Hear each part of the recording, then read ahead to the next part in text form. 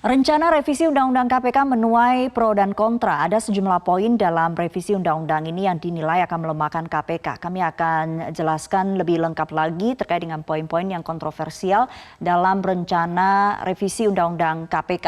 Kita akan lihat poin status KPK sebagai lembaga ad hoc independen diubah menjadi lembaga pemerintah. Artinya ini masuk dalam eksekutif sehingga dikhawatirkan tidak lagi independen sesuai dengan tujuan awal dibentuknya KPK. Baik, kita lihat lagi poin lain yang juga menjadi kontroversi dalam RUU KPK yang diusulkan oleh DPR, di mana disetujui oleh 10 fraksi pada sidang paripurna 5 September lalu.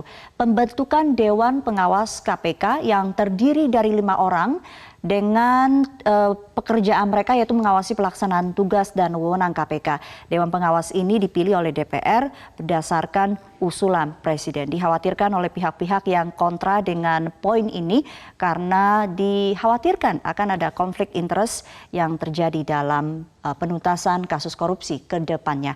Kita lihat lagi poin lain yang juga menjadi kontroversi yaitu terkait dengan izin penyadapan yang selama ini penyadapan dilakukan oleh KPK untuk membongkar kasus-kasus korupsi yang besar, di mana KPK ke depannya dalam usulan revisi undang-undang ini KPK harus mendapatkan izin tertulis dari Dewan Pengawas KPK yang dibentuk dari 5 orang sesuai dengan usulan DPR dan maksimal 3 bulan sejak izin diberikan. Nah, selama ini yang diketahui oleh publik, KPK bebas melakukan penyadapan. Ada sebagian mengatakan ini harus dibahas lagi lebih komprehensif karena yang memiliki wewenang melakukan penyadapan ini sebetulnya tidak hanya KPK, tapi juga pihak kepolisian dan juga Kejaksaan Agung. Kita lihat lagi poin lain yang juga menjadi kontroversi terkait dengan kewenangan SP3, di mana KPK berwenang menerbitkan SP3 yang penyidikan dan penuntutannya tidak selesai dalam waktu 1 tahun.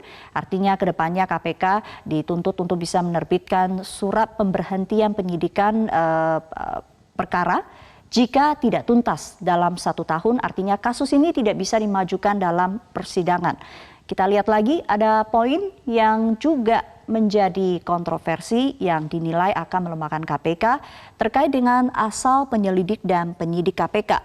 Penyelidik KPK ini harus berasal dari instansi Polri, sementara penyidik KPK diangkat dari Polri, Kejaksaan Agung, dan juga PNS yang diberikan kewenangan khusus oleh undang-undang. Sementara kalau kita lihat yang berlaku saat ini adalah penyelidik maupun penyidik KPK ini berasal dari berbagai kalangan, seperti juga halnya terjadi dalam instansi atau Komisi Pemberantasan Korupsi yang ada di Hong Kong.